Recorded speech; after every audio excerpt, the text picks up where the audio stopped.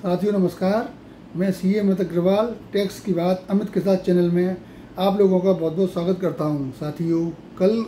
CBDT ने एक circular जारी किया है, सर्कुलर नंबर 9/2025, जो सर्कुलर ये बताता है कि जो पेन इनऑपरेटिव हो गए थे उसको ऐसे पेन नंबर के लिए सरकार ने एक बहुत बड़ी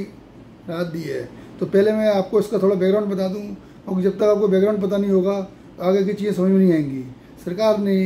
1 जुलाई 2023 को एक सर्कुलर जारी किया था। उस सर्कुलर में जो व्यक्ति टीडीएस काटता है या जो व्यक्ति टीसीएस काटता है, डायरेक्टर और कलेक्टर के लिए अनिवार्य कर दिया था कि जिन व्यक्तियों के पेन नंबर इनऑपरेटिव हो गए हैं उनके लिए उच्च दर से आपको टीडीएस काटना है। यहाँ पे इनऑपरेटिव पेन नंबर का तात्पर्य ये है कि जिन लोगों के पेन नंबर और आधार नंबर आपस में लिंक नहीं है, तो ऐसे पेन नंबर को गवर्नमेंट ने इनऑपरेटिव कर दिया था। जब कोई व्यक्ति किसी को कोई भुगतान करता था तो भुगतान करते समय उसको टैक्स काटने की लायबिलिटी होती थी। उसके बाद ये मैकेनिज्म नहीं था कि इसका पेन नंबर इनऑपरेटिव है या ऑपरेटिव है, तो उस व्यक्ति ने जो अपनी सामान्य उसकी जो दर होती थी उससे उसने उसका टीडीएस काट लिया। जैसे सपोज करिए किसी व्यक्ति ने सामने वाले किसी व्यक्ति को इंटरेस्ट का भुगतान किया, तो इंटरेस्ट के भुगतान पर 10% का जो टीडीएस का रेट है वो उसने 10% के हिसाब से टीडीएस काट के जमा कर दिया, जबकि सामने वाला जो व्यक्ति था डायरेक्टली यानी कि जिसका टीडीएस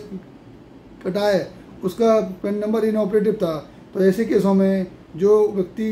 टैक्स काटने वाला था उसके पास इनकम टैक्स डिपार्टमेंट से नोटिस आ रहे थे कि आपने इसका टीडीएस कम काटा है, जबकि उसका कोई ऐसा फॉल्ट नहीं था। तो इसके बाद गवर्नमेंट ने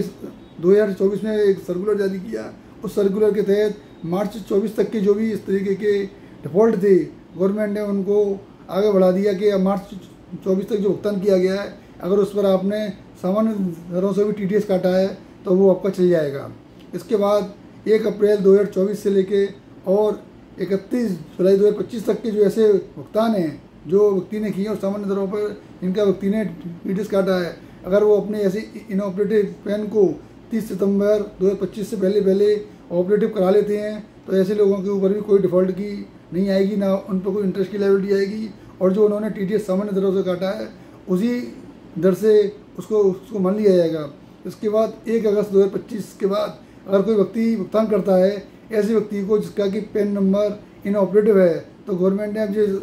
अब ये सुविधा दे दी है कि जिस महीने आपने उसको भुगतान किया है उस महीने के 2 महीने के अंदर अगर वो व्यक्ति अपने पेन को ऑपरेटिव कर लेता है तो उसको सामान्य दरों से ही टीडीएस काटा जाएगा। जैसे कि कोई व्यक्ति अगस्त 25 में भुगतान करता है तो उसको एंड का मंथ यानी अगस्त के मंथ खत्म होने में सितंबर, अक्टूबर, 31 अक्टूबर तक अगर वो व्यक्ति अपना पेन को ऑपरेटिव कर लेता है तो डायरेक्टर को सामान्य दरों से ही टीडीएस काटने का लाभ दे दिया जाएगा। तो साथियों, ये ऐसे लोगों के लिए बहुत बड़ी राहत की खबर है, और गवर्नमेंट ने ऐसे लाखों करदाताओं को इस बात की पूरी वो दी है कि आपके ऊपर कोई लेट फीस नहीं लगेगी, आपके ऊपर कोई प्रोसिक्यूशन नहीं होगा अगर आपने सामान्य दरों से भी टीडीएस काटता है। लेकिन इसका मतलब ये नहीं है कि इसके अलावा ऐसे बहुत सारे केस हो सकते हैं जहाँ पे सामने वाले व्यक्ति के पास पेन नंबर नहीं है, तो ऐसे केसों में तो डायरेक्टर को उच्च दरों से टीडीएस काटना ही होगा। ऐसा नहीं है कि इस सर्कुलर का लाभ उन लोगों को नहीं मिलेगा, सर्कुलर का लाभ केवल उन लोगों को ही मिलेगा जिनके पेन ऑपरेटिव